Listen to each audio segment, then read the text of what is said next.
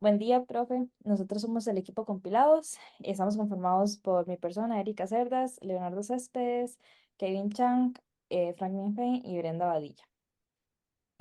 Para empezar, vamos a explicar qué es el transpilador.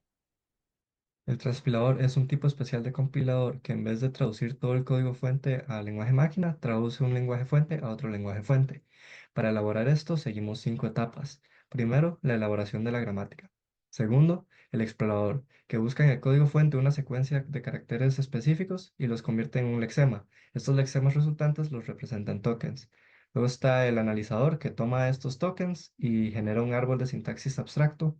Luego está el verificador, que produce un árbol de sintaxis abstracto decorado, que contiene declaraciones de variables y verificación de tipos. Y finalmente está el generador, que genera el código traducido de nuestro lenguaje de magia a un archivo de Python. Bueno, mi nombre es Leonardo Céspedes y les voy a hablar sobre lo que sería la temática que elegimos para nuestro lenguaje de programación. Bueno, como podemos ver en este slide, nosotros centramos como todo alrededor de la temática de magia. Nuestra función, que es usualmente la main, es un combate. Entonces, y básicamente es como para simular este ambiente de fantasía donde de toda la otra gramática simula distintos hechizos, conjuros, acciones mágicas. Los comentarios los tratamos como algunos, entonces se puede enriquecer un poco más este ambiente que buscamos simular. Y en general, como lo que queremos es que el usuario que esté programando sienta como que está en algún tipo de juego donde puede realizar un combate entre dos usuarios de magia. Puede tirar hechizos para hacer diferentes acciones en este combate que se realiza.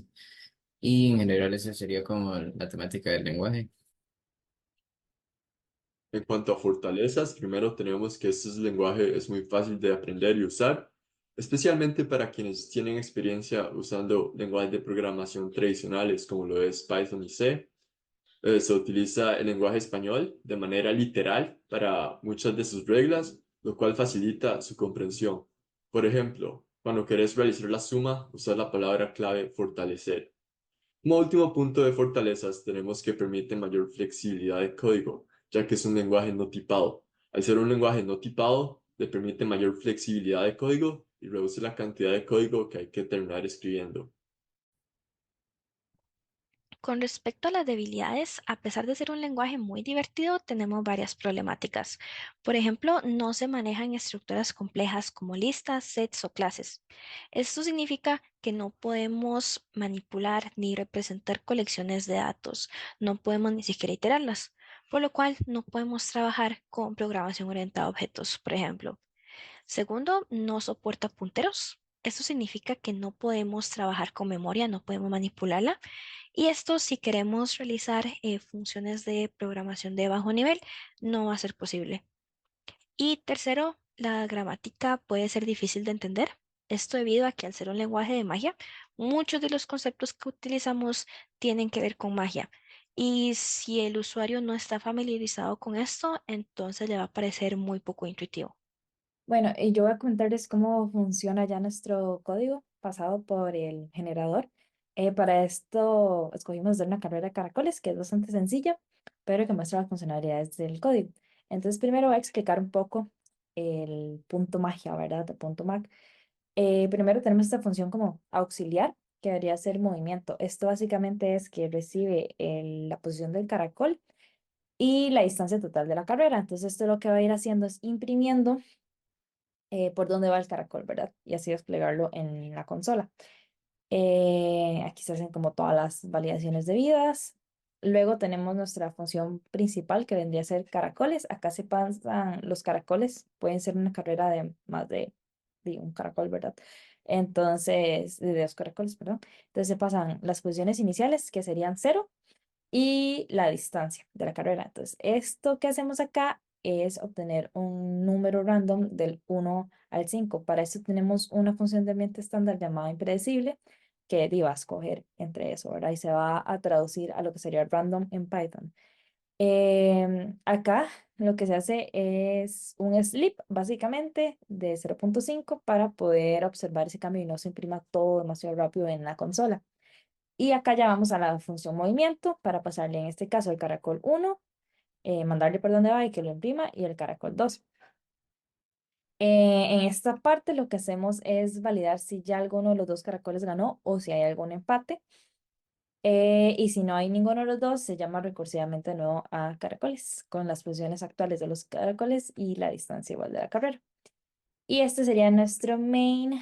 Acá estamos definiendo que es una carrera de 40 espacios, digamos.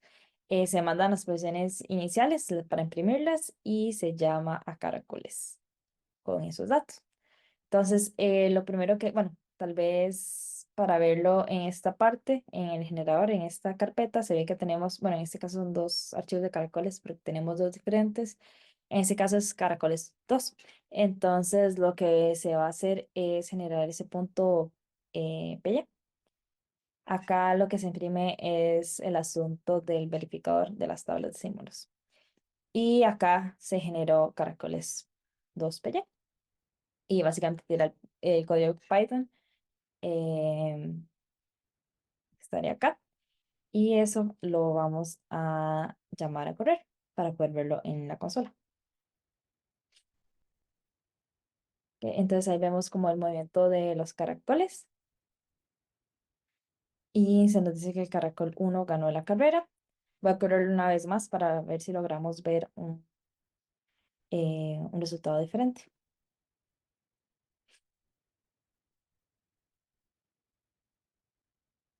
Bueno, volvió a ganar el caracol 1. Vamos a ver. Acá parece que puede ganar el caracol 2. Bueno, fue un empate. Entonces ya tenemos dos resultados diferentes, lo que es un empate y que haya ganado el caracol 1. Em, por cuestiones para correr otro ejercicio, podríamos hacer en el que se detecte algún error para ver esa parte. Sería, por ejemplo, este que tenemos acá en verificador de longitud de cadena, error. Aquí vamos a ver que nos dice que hay un error de verificador, que es que el ingrediente límite no ha sido declarado. Básicamente es porque acá se está definiendo un límite y de hecho si los subrayo, no hay nada más que diga límite además de esta runa o este comentario. Entonces nos tira un error de que no ha sido declarado y por ende no se desarrolla el punto PY porque hay un error de verificador. Entonces serían como estas dos partes. Lo que sería una función de un ejercicio de caracoles funcional y uno que tiene error. Entonces, eso sería por parte de nuestro proyecto. Muchas gracias.